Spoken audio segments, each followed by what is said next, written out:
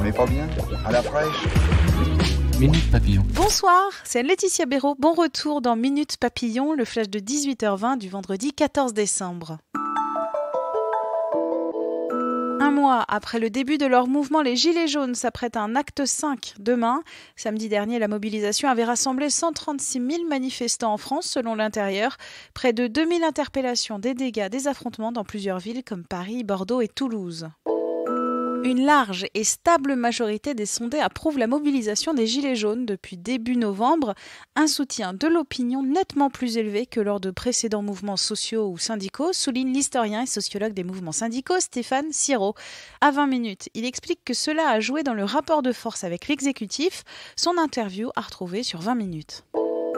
Mouvement aussi des lycéens, une centaine d'établissements bloqués en France, dont une trentaine totalement selon le ministère de l'Éducation.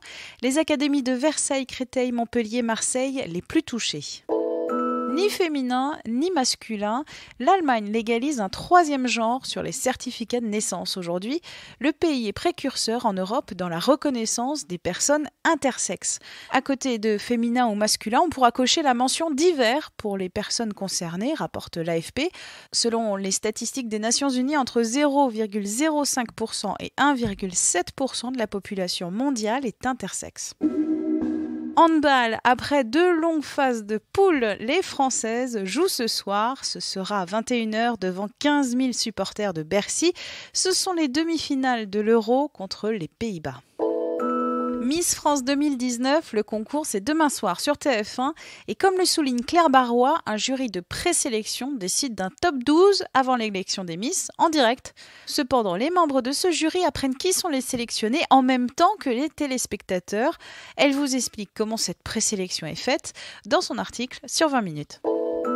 En Bretagne, le cheval de trait reprend du service. Depuis 5 ans, une quarantaine de communes l'utilisent pour des missions de service public, rappelle Jérôme Jiquel.